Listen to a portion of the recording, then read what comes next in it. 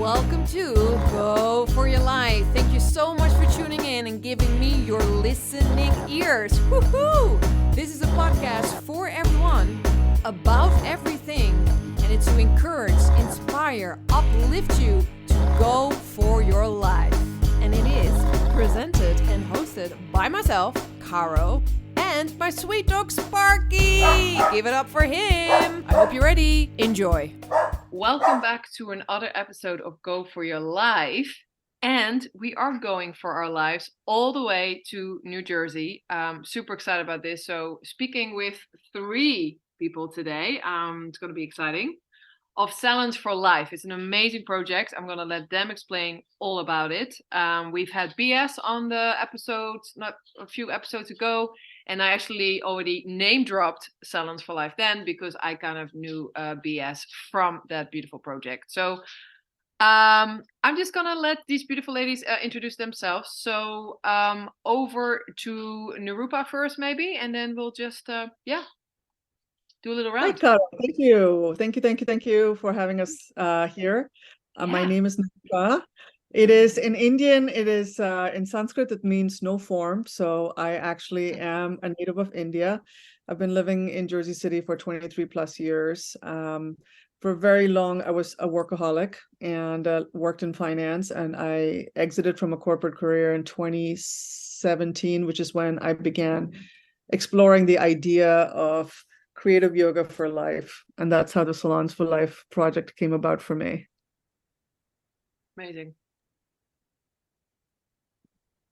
Kate, you want to go next?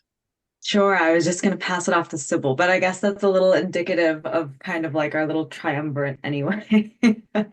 Hi, I'm Kate Zeckley. I am, let's call it a creative entrepreneur. Whatever that means. I'm an actor. I am a producer. I'm a teacher. I met Nirupa in 2018 through our yoga studio. I was the teacher, she was the pupil. And then that role quickly switched when she told me this idea of salons. So we had been kind of brainchilding it for a while. And I think I was kind of Nirupa's like sounding board of like, how would this work of bridging the world between artists and, I don't like this word, but it's the only thing coming to mind, non-artists. And how do we, maybe this is it, artists and non-artists, and dissolving that bridge between them. So I didn't sign on until 2020 to be 2021 to be a co-founder with Nirupa and Sybil. And Sybil also came into my life through the yoga studio. So that, and we've all become the best of friends and colleagues and creators as well. So that's my thing. Hi, my name is Sybil, and I have 30 years of IT background, and I met Nirupa and Kate through the yoga studio. And of course, I met you, Kara, not at the studio, but at the ashram.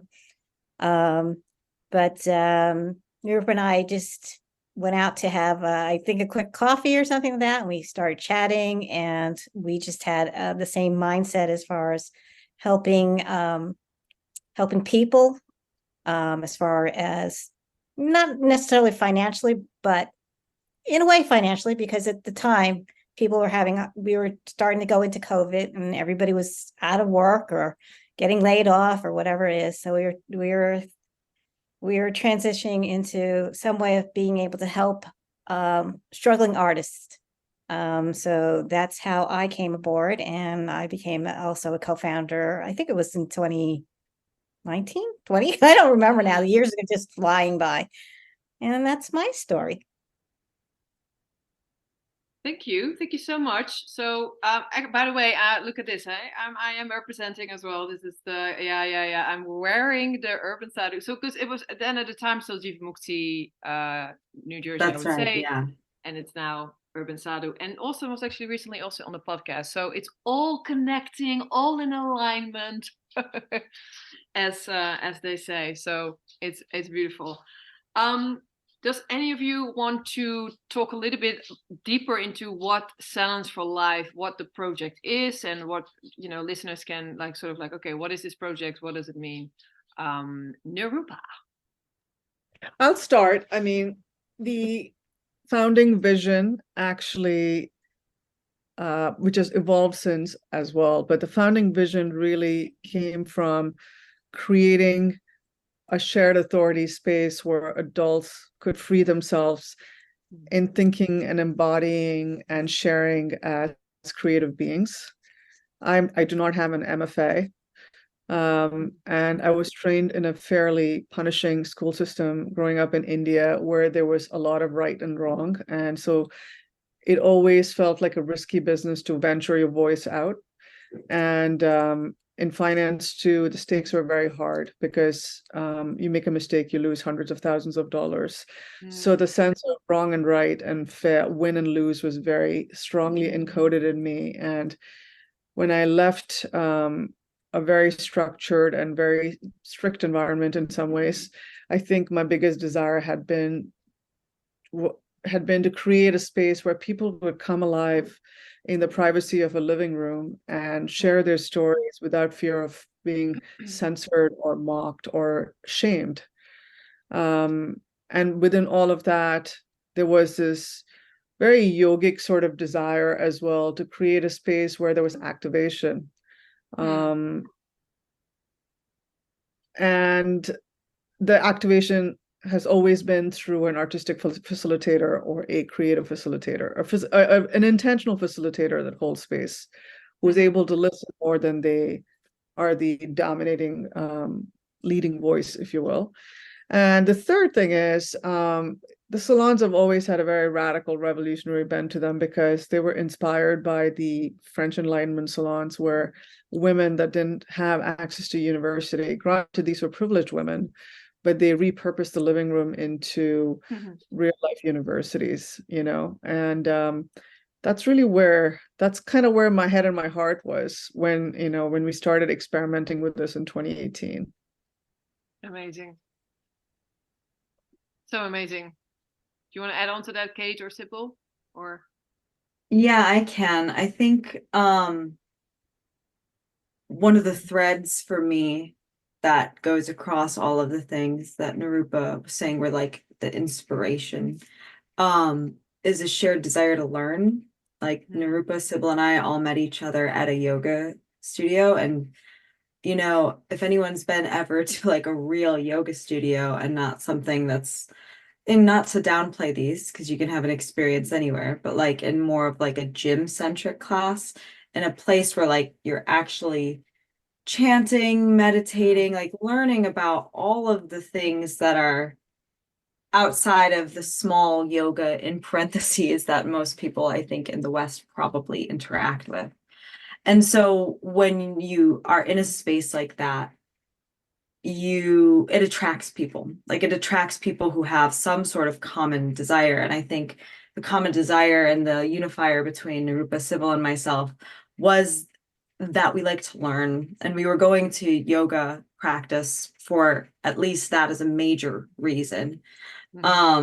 And it was from that for me that united the community, and is part of what the inspiration was, is like to attract the learners, the life learners, and maybe introduce people to other ways of knowing and learning. Because I know that happened to me through not just yoga, but different podcasts I listened to. I practiced jujitsu. Like each one, you kind of like has the snowballing effect of building a community of people who want to continually learn. And I think that really harkens back to what Nirupa was saying about childhood and how we're like shoved information in a specific way. And rather, this was kind of a reaction to that, of like, how can we educate that inner child of our own, and the communities around, like, not just actual children, but other adults? How can we expand this love and continued love of learning throughout life? It's beautiful. Can I just add one thing to what Kate said as well? and Sybil, I don't know if this will resonate with you. We've often been in yoga classes where the collective energy of the room just propels you to a higher practice. Mm-hmm. We've also been in yoga classes where there's something going on with the performativeness of the tone of a class, either set by the teacher or by even students. There's a collective striving that happens. Mm-hmm. After having burnt out pretty spectacularly, I would say that I was yearning to go towards a space where we all felt empowered to bring in our collective energy. Each one of our energy counted, each one of our voices and the way we brought ourselves into that space with courage or vulnerability or whatever you want to call it, right? That all of that counted. And Sybil, I don't know if you want to kind of expand on that, because you've really sat through so many in-person salons. Like, does that resonate with you? As Sybil is being blocked by her cat. Yeah, I just want to say, like, you still there? Yes, I am. She decided to just get up and walk in front. Yeah, I think when I first went to yoga, and which was, I think, in 2016, walked in and was like, didn't have a clue what I was doing. Not whatsoever. So, I started gradually through basics and then grew on into the open, regular open class. But I think when, not to be cliquish, but we became a community. That class became a community. And I would look forward to going almost every day at that point at 9:15 to the 9:15 class. And I was always regularly almost the same teachers, but then, rotating them around, but it was just the same group of people. And we became, good friends, and we would go to lunch and we would do things together outside of yoga as well. So yeah, I missed that, because once COVID hit, unfortunately, everything fell apart. So now it's like, everyone's life went scattering, and it's now very hard to get those same people back. And I miss that tremendously. And we three have stayed together, but everybody else is kind of like falling off not the face of the earth, but they're there, but it's just harder to get together anymore. So yeah, I miss those days. Aww. No, that's really, I think that gives a really clear view, definitely, and very inspiring also. And I've been to 2 salons now, and we're about to collaborate with each other as well. That's also why we're getting together. And it's an honor also to be working with you and collaborating with you and making this connection, and yeah, again, it all started with Sybil, who I love dearly, and made a connection freaking 4 years ago. It's my birthday this Sunday, and we had my 40th together. So that is something. That is quite a while back, but ever ongoing. So 2 things I want to ask. One thing, so I want to talk a little bit about, and this is something that Nirupa was mentioning as well, about community, but let's park that for 1 minute. What I really want to talk about and ask you guys, because this is something that happens a lot also here now, where people are just no longer want to be online, right? Like, people just, you can go back face to face now. Why would I go online to, a platform when actually I can be face to face with people again? So I just also wanted to talk a little bit with you guys about how that changed for you, because you really started in the epidemics, that when it was really pandemic times, and now we're kind of getting more and more out of that. So has that changed also the flow of things, or how the project is going? Like, that was something, I don't know who would like to go for that. I can first. Look, the yearning to be in person is something that we feel ourselves, and actually when we started in April 2018 was the first salon. It happened in a living room. Up until the pandemic, we had done about 20 plus salons all around in living rooms. And the magic and the energy of just having blood, bones, and hearts beating together in one room is just not the same as it is on Zoom. and we for 2024 will really in earnest figure out what is the balance we can strike. When Zoom came about, even before the pandemic, and I was using Zoom much before the pandemic, what Zoom opened up for me was how there was an entire world out there that I could just suddenly talk to. And so during the pandemic, I think it became very important to us to kind of keep community going, even if it was in a digital living room. And one of the beauties of having a Zoom salon has been that it's so accessible. And access is one of our core values, which means that we can have you dialing in from Amsterdam. We can have BS dialing in from Queens. We can have Bala, a theater artist from India. We've just had this wonderful panoply of practitioners who've been able to bring their wisdom and their teaching from wherever they are. Equally, the Zoom also put a certain discipline on us in terms of flow. Salons run at 90 minutes, which means we are so pinpoint focused on what the experiential flow of the experience of the salon is going to be.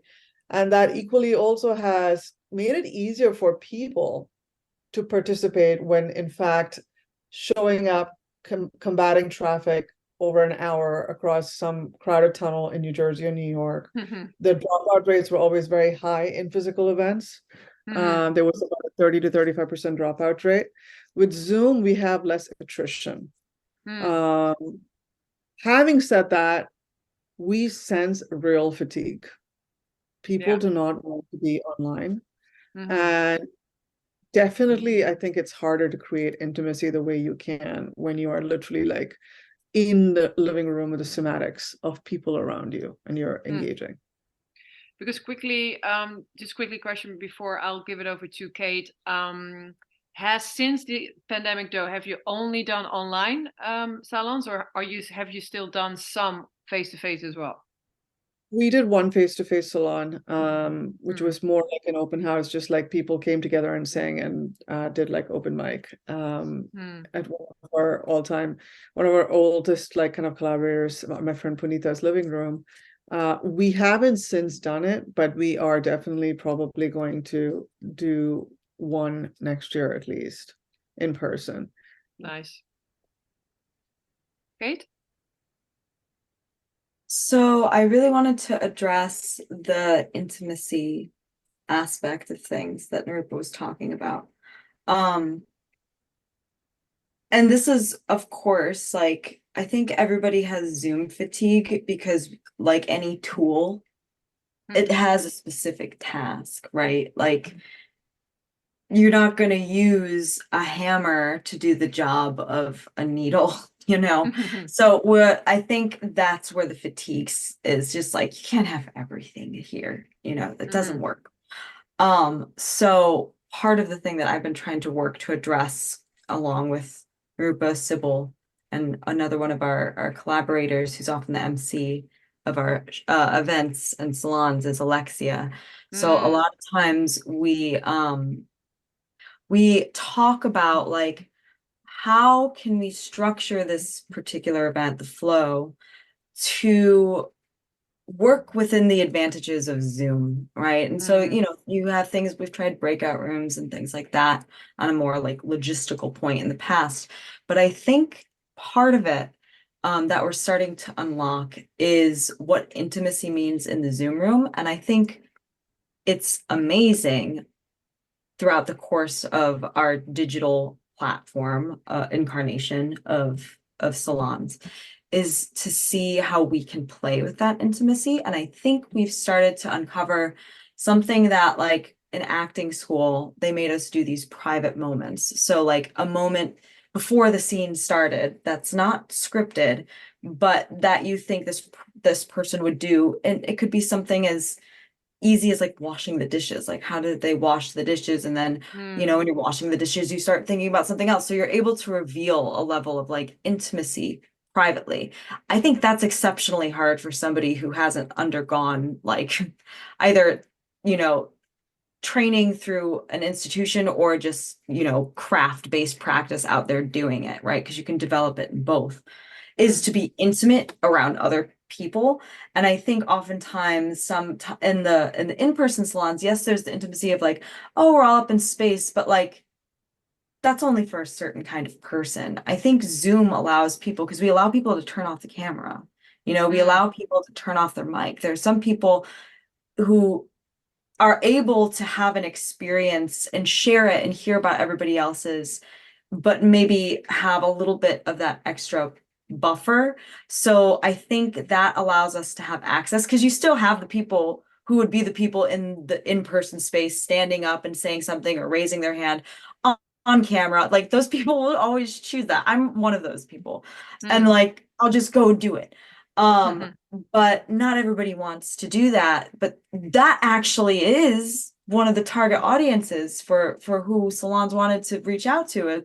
The people who are not gonna be on stage, you know, but still want to learn this, still want to have that sort of intimate experience. So I think that is something we're just starting to uncover. It's like, what is this tool? How can we use it in addition to having access to artists and patrons alike all over the world? It allows those patrons to have a different kind of intimate experience that maybe at an in-person salon they wouldn't get. Yeah, really, really, really good point, Kate. And I also definitely a shout out to Alexia, who does an incredible job emceeing. Like I was in absolute awe of her when first time I did a salon, because she's so good in like drawing everyone in and where are you from? And oh, we have this city in the house, and like really making you feel like, oh wow, you know, we really are all in this together. And I do think there is also the element of, you know, when it's a global experience, you know, when people are coming together from all over the world. I think now it's become this normal thing, but like when Zoom just happened, specifically here in Europe, we didn't really have Zoom. Like the US was using Zoom already a little bit, but we never even heard of it. So for us, it was like, oh my God, like New York and Australia, and it's all in the house. And now it's kind of normal, but it's still an incredible connection that we're making on a global level. So that's also what I love so much about salons, is that there's people from all over the place coming together, and there's a moment of true connection. That's what I find is so, you know, really, really beautiful about that. So yeah, thank you And both also so part much. of the one thing I would say is like, look at how intimate this conversation feels between the four of us, because each one of us is leaning in and we're talking. It doesn't matter that you're not, for me, honestly, the quality of this conversation, I don't think will be that different if we were all sitting in a brick and mortar space, right?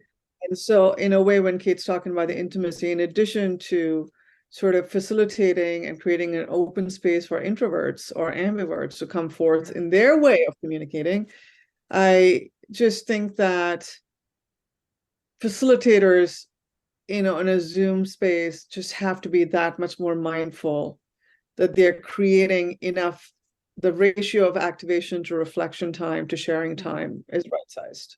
Yeah. And that it does not accidentally end up being a passive experience, because the minute it becomes a passive experience where I feel like I'm just sitting here as a voyeur and not leaned into my body, or like I'm not actively experiencing it, I think that's where the disconnection begins. And for me, if nothing else, I think we really try very hard to make it as connected in whatever degrees of connection it might be for an introvert versus an extrovert, you know, and facilitators as well. We really, really press on how they can bring out communicating even if there's no voice. You know, and how do you complete a cycle of self-expression even if you're not out there giving like a 5-minute thesis rap? Yeah, good point. Yeah, I think that's a really, really good point. And I think that, I don't know, you know, I did this kirtan here last night, you know, and there's this one guy who always comes and he doesn't say a word pretty much. Like he's very introverted, but like really, really introverted. And yet he keeps coming, you know, he comes, he chants. I don't even know if he really chants because I can't really hear him. But you know, he seems to, and he's always so, but he is present. He's present, you know, like he's there and he's really, I think, enjoying it. The little conversation that I've had with him, but I'm just, yeah, I think that that's also a really important thing that Kate was mentioning as well, like extrovert. I'm very extrovert as well. And I think that that's something to be mindful of, is that, you know, the spaces we create for people who are introverted or just shy or have a different way of expressing themselves, you know. I think that's Kate, you want to add to that? Yeah, I mean, one of our founding ethoses by the late great Kurt Cobain is like, come as you are, you know, and that includes for us considering other ways of learning, like, and really, and I think all three of us fortunately have very different ways of learning. So I think when we were building this sort of idea of like, okay, how can we have this co-created space by people with lots of different experiences and lots of different ways of processing, that's something that we're trying to always get better at. Like, we have our ratios of like, okay, maybe at this amount of time active, this amount of time reflective, this amount of time lecture. You know, we're always kind of like playing with the format, but we definitely are trying to always figure out how to feed the minds of a lot of different kinds of people. Because I know I've been in things where I've listened to it, I'm like, okay, I'm not getting this. Like, I'm not a visual person. If somebody sends me a YouTube video, I'm just like, I'm not watching this. Do you know what I mean? So we wanted to expand who we are reaching, and that goes for the facilitators that we try to work with every facilitator to use their specialty, but then figure out how to collaborate with them to share, because usually you have someone share some sort of like artistic discipline, or often in the form of like a game or something like that. Like for me, I would teach like a theater game, you know, or an alignment meditation if we're going through the yoga route. But yeah, just like trying to work with them to create an experience for whoever might show up, because it is sometimes pretty random, right? Right, guys? It's kind of it's by design meant to be random, as it is meant to be intentional, I think. Totally. Yeah. Sybil, do you want to add something to that? Or Well, I can certainly attest that I'm the introvert. yeah. So, I mean, I will take in and absorb the information, but I won't exactly spew it back out because it's all here.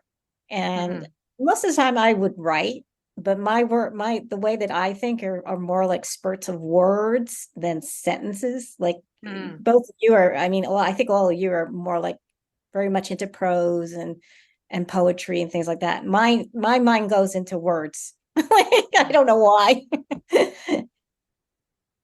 That's the way my mind goes. But yeah, I'm the introvert of the group of us. I'm the nerdy one. But I would also say that, but Sybil, like, I think that is precisely the point of why we create the space to be where there's not some existing codified idea of what creative output should be. All degrees of self-expression are welcome. So Kate might break out into rhyme naturally. My brain doesn't work on a rhythmic basis, but I might just like go into, let's say, free verse, and you might just write out a list.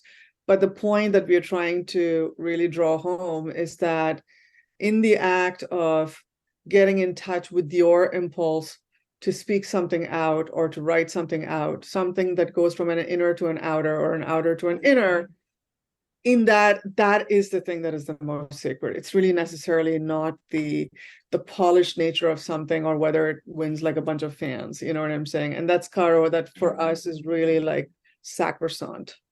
It really is part of we all inherently are creative beings. We all inherently have this desire to express. It may not be by singing out loud. It may not be with fancy brushstrokes, but in the act of pulling something out and we witnessing it, I do think that it is an act of creation and sharing and expression. All three of which I think are very conjoined. They're not distinct from each other. Yeah, and I think it's also important to add. And I would use Kate's like sorry, I didn't mean to talk over you. No, Kate, go to pulling this phrase out of context, but she knows I've been very taken with this phrase. She has this when she guides me in Yoga Nidra, she uses the word unstruck sound.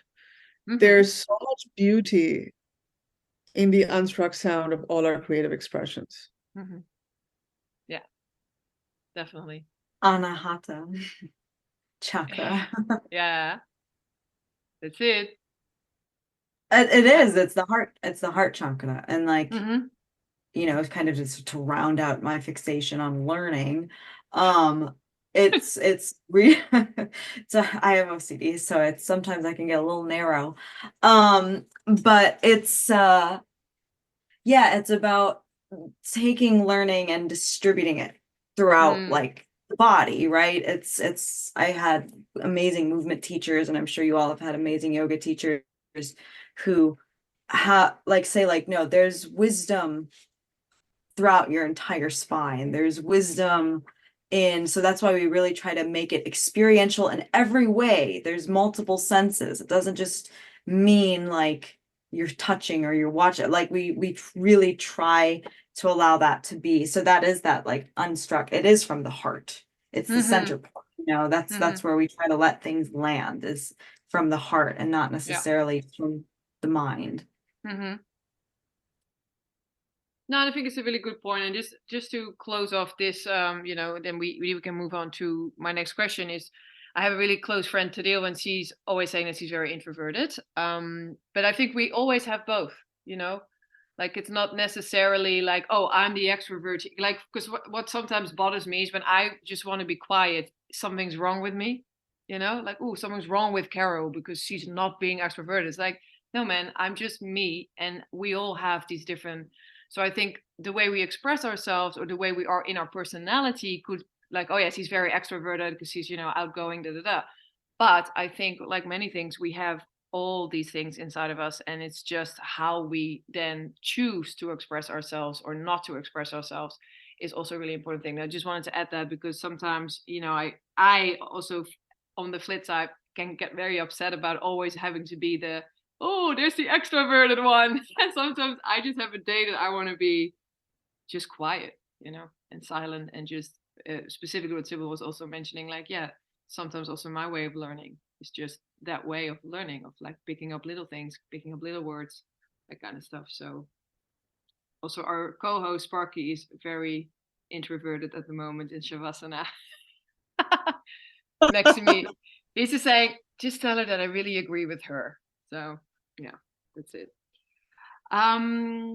But so my next question would be, and then this is something that Nirupa and I spoke about before, and was just mentioning, that is community, right? Like we use that word a lot. I also feel it when I moved to Amsterdam.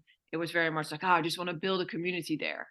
But what does that word and the meaning even mean now, and what does it mean to you? I thought it'd be really good to talk about that, because you're building a wonderful community, and you are part of a few wonderful communities. So it'd be good to talk about that. I mean, I could go first. Pardon me if this comes across as a little bit of a fatigued or a hater response to the word community. I have very largely been a digital adopter as much as I've been a lover of physical analog spaces. But lately, I've just been wondering if the word community has just gotten overused in some ways. What I mean by that is it's not in the importance of community. I think we all know the importance of it. It's a vital human need. But what claim builds community is what I think I'm feeling a bit of fatigue in. What I mean by that is, I don't know if you remember this, Cara. At one point, I was reading a lot of stuff on content strategy and things. And I remember this point in time in 2018 or 19 where everything became a story. It just, the concept of a story just got diluted. I have a very visceral sense that the word community also, everything is now a community. You know what I mean? And that is my cynical response. The more sort of heart-based response on community is that more than ever, and I have become from a raging extrovert to somewhat of a confused ambivert at this point, largely because of my interaction habits. I've become very digitally focused in my communications. I'm now having this real desire to incorporate community that activates me in my human body.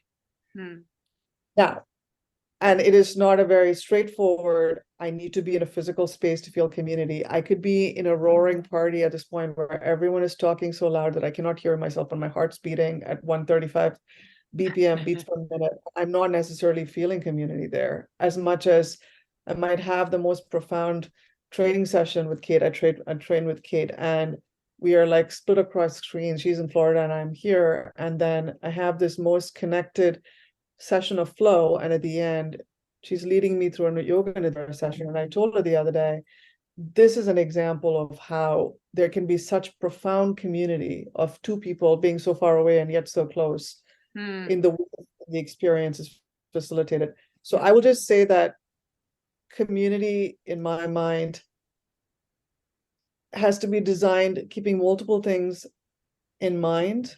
It is something that comes together naturally as well, and it is the most joyous thing when it comes together naturally. But I also, again, going back to the point of introversion and extroversion, just depending on how pulled in you feel versus how drawn out you feel, community could be the most embracing hot warm water bath, or it could also be sort of like jumping into an ice cold swimming pool. You know, and I know this is a very analytical response. I will kind of jump back off like what others want to say about this, but I will say that I feel a very strong urge to use community very carefully now.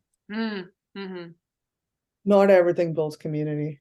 The most surprising things build community. Yeah. I don't want us to be using at Salons for Life. I don't want it to be an advertising trope. Yeah, good point. I totally agree with everything Nirupa says. Actually, like I really think she's dead on about like the overuse of the word community.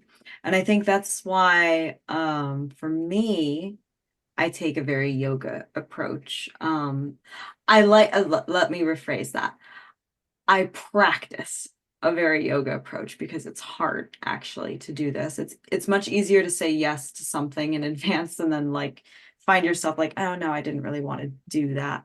So I think it's you have to be very intentional with community, because to me, great community is sangha, like a group, satsang, like light seeker. What it means is that, but it's like truth knowers. I think for me, that just means purpose driven, right? Like really, like, why are we here? Because everybody is busy. Everybody's time is insanely valuable. And I think we've really always tried to keep that in mind, from the day and time a salon is, to the length, to the 5-minute increment of like, how long should we keep this intro? Because we've really always valued people's time. Like if you're choosing to spend your time there, you cannot get that back, right? Like that is a very final transaction. So really making sure that our intention is very purposeful in each salon. And if it's not, because sometimes it's not, we really go back afterwards and we're like, why? Like that felt like a huge waste of time. It felt like not just we were losing people's attention, which is the very like clickbait approach, right? Our approach is like, okay, are we valuing people's time because of the purpose for why we are here? Why are we doing this exercise? Why is it only going to be for 3 minutes instead of 5? Like we can get that technical about it because of that value of like, we are here for a purpose. For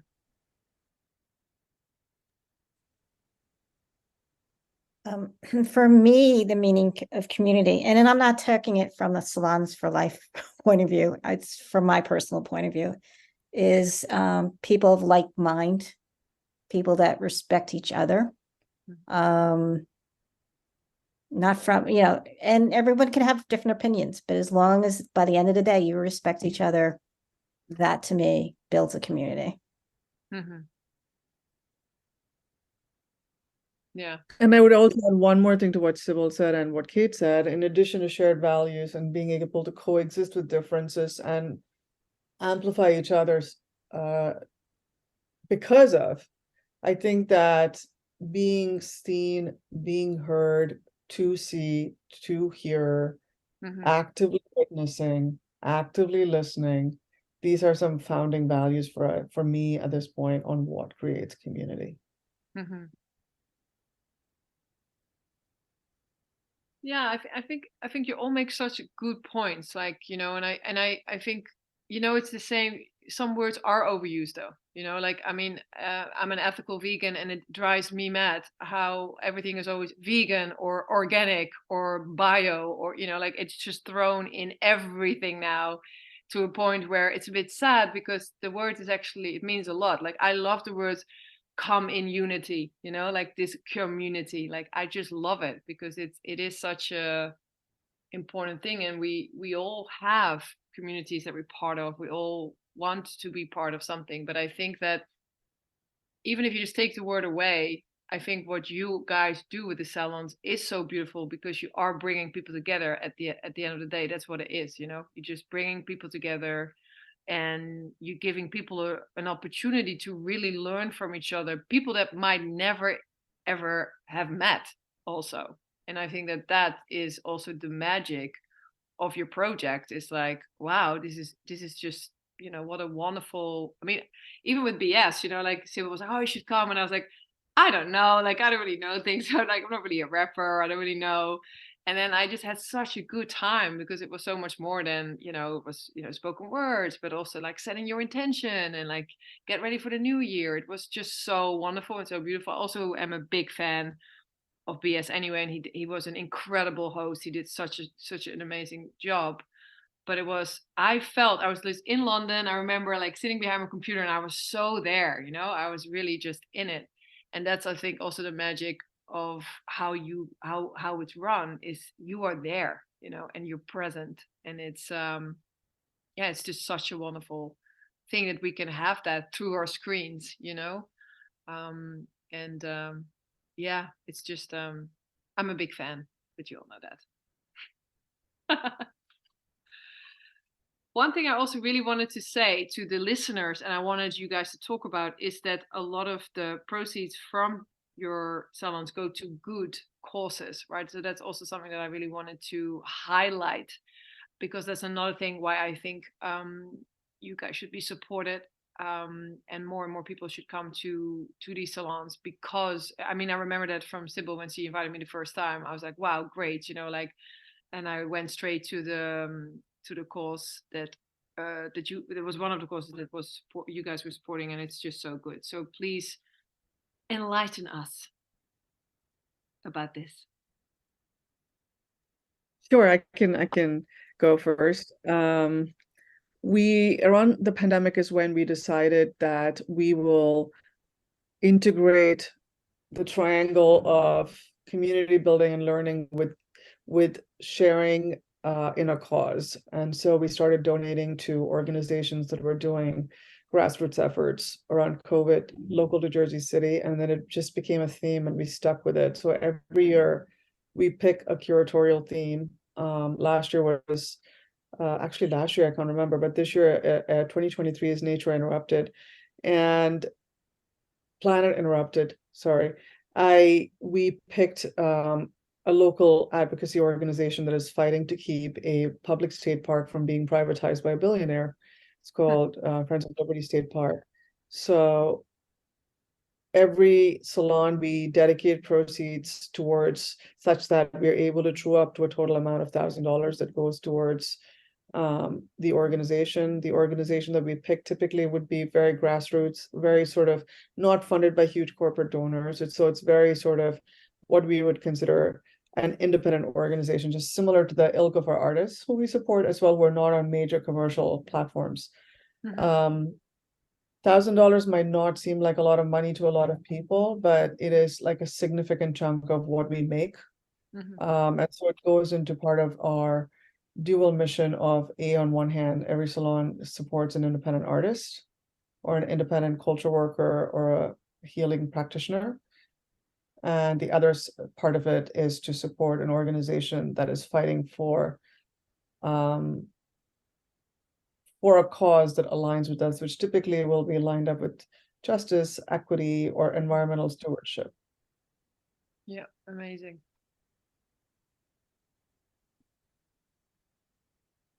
Okay, Sybil, do you want to add to that? That's amazing.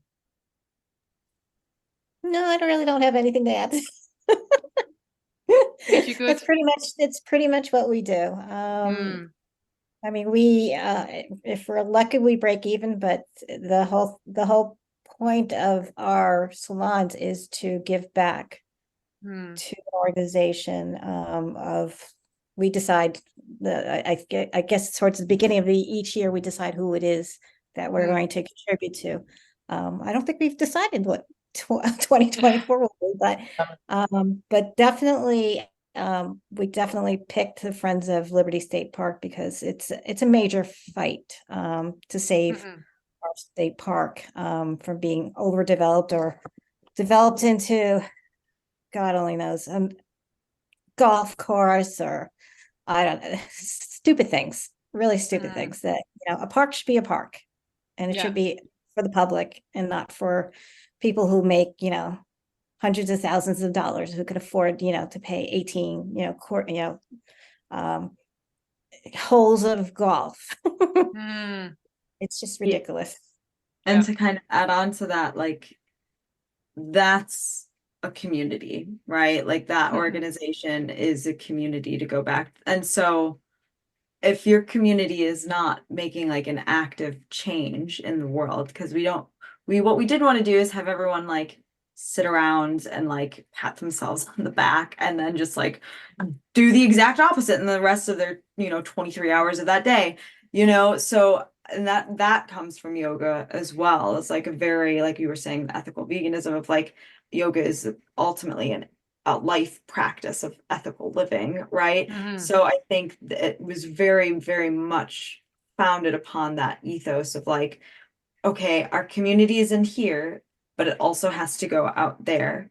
And it so happens like a lot of other people end up donating outside of the salon, or at least getting associated with the organization that we partner with in question for that. So that was a kind of further definition of the community, but also how we go about like the selection process for whatever organization that we want to donate to. Is like their community, we're a community. It's interlocked by the curatorial theme, and all of the artists, all of the facilitators that come in to host a salon are well aware of that theme and who we end up partnering with, so that their curricula can also kind of reaffirm that value that we are curating upon.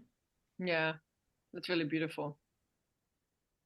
Amazing. I mean, again, this is why everybody should come always.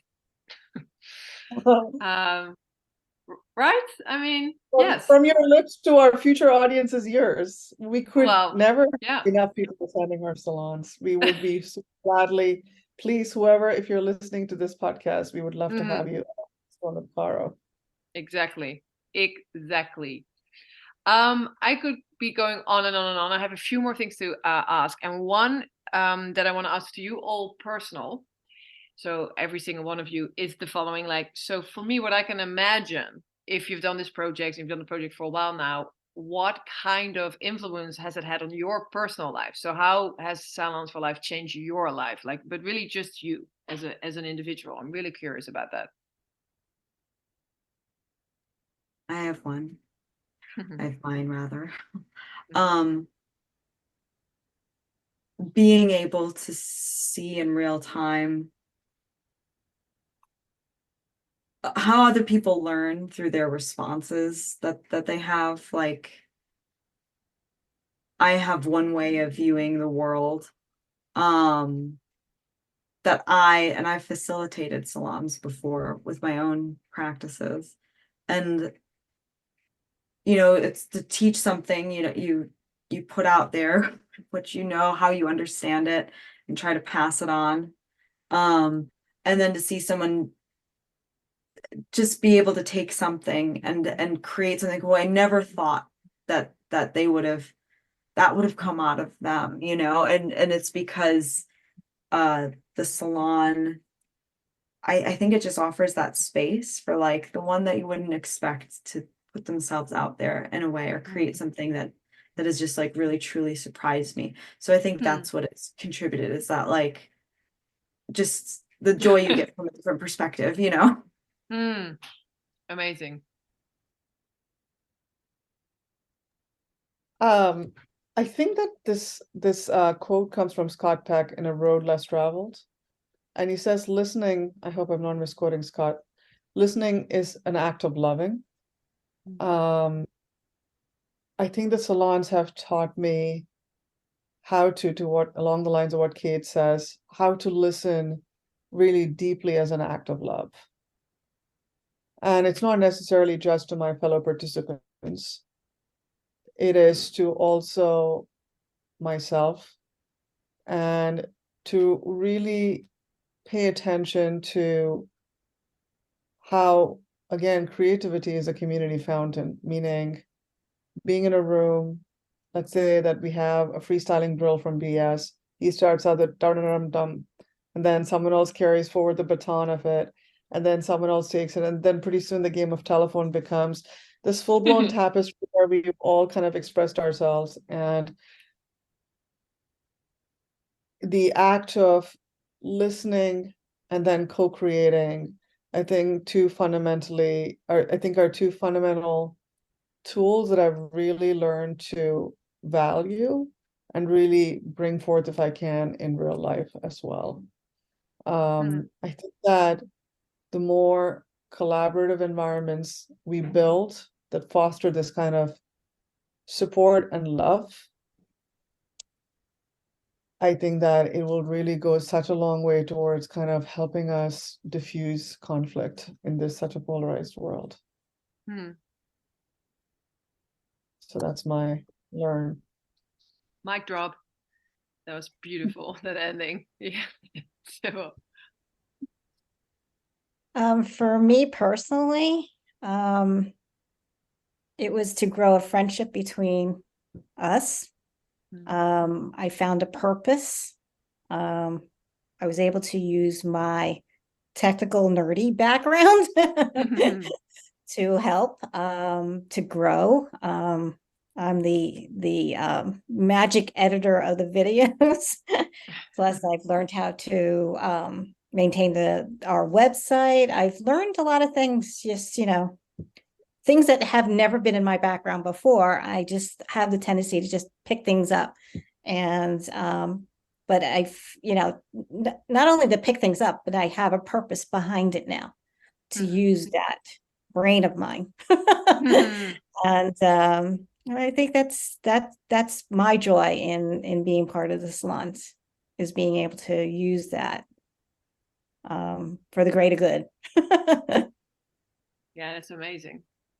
It's just really, that's wonderful, because I think that's a really important thing as well. I think that also for you personally, this is really, it's an involvement for you as well, and how you're growing and what your progress is and how your process is within this is also, of course, really, really important to highlight and to say. And I think it's wonderful, because it's all learning. And I think another thing that you guys really have with the salons, which I love, is you keep people curious, and I always said to people, like, hey, if you're curious, you always have adventures, and that's also part of the learning process. It's like, you're just curious, like, oh, I don't really know that subject, but I'm curious, I'll be there. This sort of sense of adventure and open heart is something that you really encourage, and that's also a wonderful thing about the salons, I would say. And what are my last questions? Second last question. So 24 is around the corner, which is insane. What? And what do you guys feel about the future of the salons? Like, how do you see the future? Do you have any sort of specific dreams or goals? Or I'm curious. I will answer it with just a couple of tactical things. One is that, as we mentioned earlier, we want to bring in a balance of having physical salons as much as we do Zoom salons. but the deepest yearning that I have is for us to be able to expand our community. And we've been putting feelers out there for a set of people who can help us bring in more intentional community, and for us to grow. And the last thing is that it would be, I think I'm going to work harder with Kate and Sybil and Alexia and figuring out as well, what is it exactly, what is the unmet need that we are solving for or that we are providing? Because every salon is different, but if there's a continuous threat to why we want people to come back again and again, why do they come back again and again, even in a very online fatigued environment? Having clarity on the third one, especially, I think would really be critical creative fuel and stamina for us. The why. Yeah.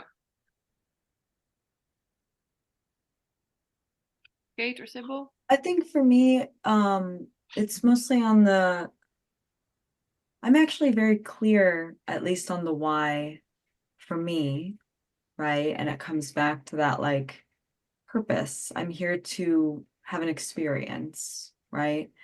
And maybe that's simply just my background in entertainment. Like if you go to the theater or movie, you're there for an experience. And I think in my experience, that's why a lot of people attend anything, is to have an experience. Yeah, so for totally. me, it's maybe less about the why there, but the who, and in terms of the community, in terms of the facilitator. I think that's something that I'd like to focus on a lot in the next year, is the like, who are we bringing together?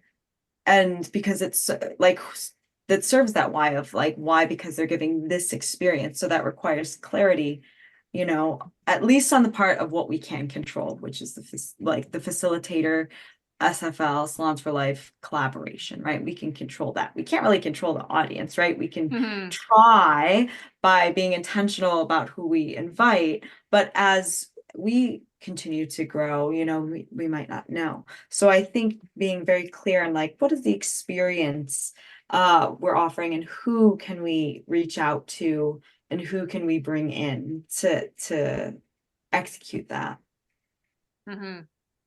Yeah, great.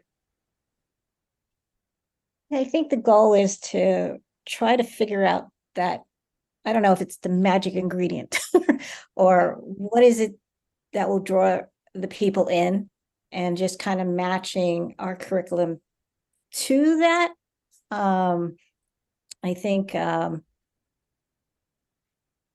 that's always been not a struggle, but it's always been challenging for us, because we'll throw different little topics out, and some will attract more than the other, but we don't want to be stale either. We don't want to have the same kind of, square or little box that we'll have a finance one and we'll have this one. It's like we're always trying to change the picture, to see what really would attract the audience. And I think that's where I think our main topic will be for this coming year, is to figure that out. Thumbs up from Kate. For me too. No, For me too.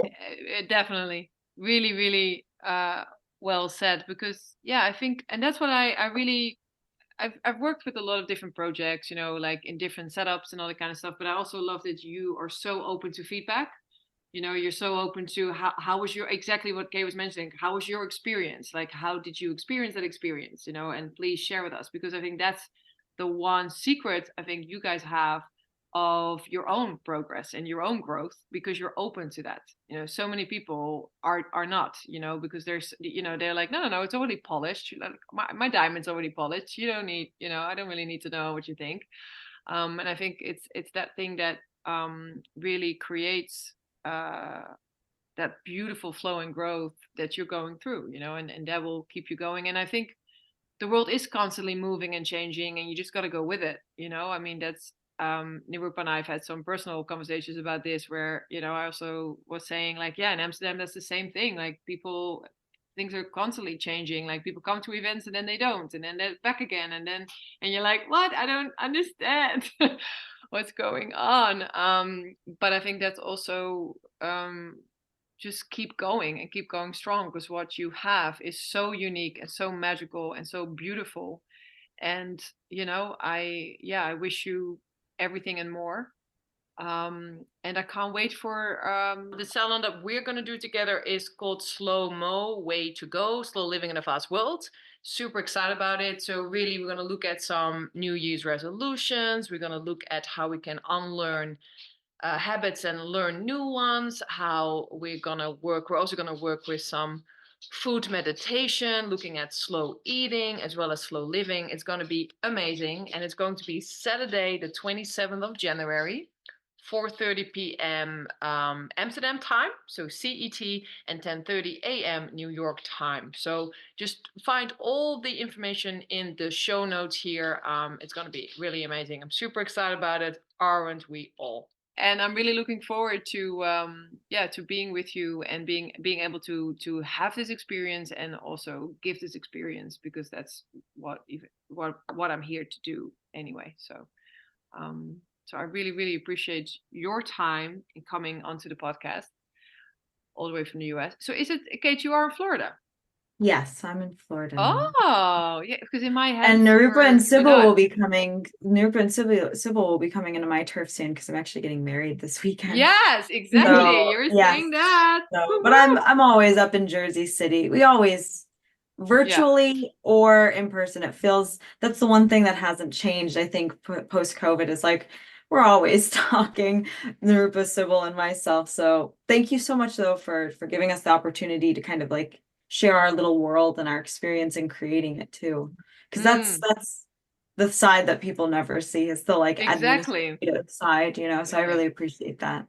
Oh, you're welcome, Kate, and I wish you a wonderful, wonderful wedding. Absolutely, you know, it's I was, you know, just recently had my first wedding anniversary, so it's really cool to be married. I'm pretty stoked, I will say. Can't wait for you. Thank you. And yeah, we'll just stay in touch, and I'm just, you know, so grateful for having you on, grateful for making this connection, and I think it's just ever ongoing. It's what that is. Yeah, I thank you also, Cara. I mean, I've always been such a huge fan of your luminous energy, and this energy that seems to transmit itself across airwaves, or, you know, whatever electromagnetic waves. I can feel your presence very strongly anytime you're in conversation. You're just an extraordinarily generous human being. And if you asked Kate's question on the who, I think that my cup of joy would overflow it if we had like numerous Caros highlighting our Zoom next year, both as a facilitator and as well as a participant in the experience, you know. Love so thank hearts. you. Love hearts all over. I don't think I ever really nearly cried on my own podcast, but yeah, I'm coming close to it. So I really, really appreciate that. Thank you so much. Love, love, love, love, love. Nothing but love. Really, yeah. It's just love. It's all love. Isn't it, Sybil? Yes, it is. Thank you so much for inviting us. Started with you and me, baby. Yeah. God, you're right. It is 4 years ago. I know, right? I only know because it was my 40th, and yeah, I just give away how old I'm getting. But yeah, no, it's really special, and I just love the force behind this project, and yeah, you know, you always keep learning, and your willingness to keep learning as well while you're doing this is wonderful. So we'll definitely put all the, you know, information in the show notes so people can find you, people can get to know more about the project if they want. People can join the salon we're going to do together. And yeah, we could just stay in touch. And I just want to thank you so much. And for everybody listening. Oh yeah, one more thing. I have a living room. So if we want to do some face-to-face salons and you want to come to Amsterdam, Sparky and I are like, yeah, plenty of space. Sign us up for a future. Right? Amsterdam. Why not? Why not? Why not? You are always more than freaking welcome in my living room, is what I'm saying. And for everybody listening, please check out Salons for Life. Join the salon that we're doing together. Go and have a look at the beautiful work they're doing, and just support them, and spread the word. Like, that's the most important thing. And you know the drill. Be good to self, be good to others, specifically the animals. Thank you for listening. Bye-bye. Thank you all so very much for listening to Go For Your Life. I really appreciate it. And if you liked it, you know what to do. Please leave a review, leave a comment, share it amongst friends, do whatever you can do to support me and this podcast, because it is my life. Thank you very much, Miguel, for doing the editing. Thank you so much, Maria, for your beautiful designs. Thank you, Sparky, for being the best co-host ever. Thank you, animals worldwide, for your daily inspiration to keep me going, for always putting that fuel in me. Thank you so much, because we know the drill, right? Namaste, vegan. Go, go, go, go, go, go, go.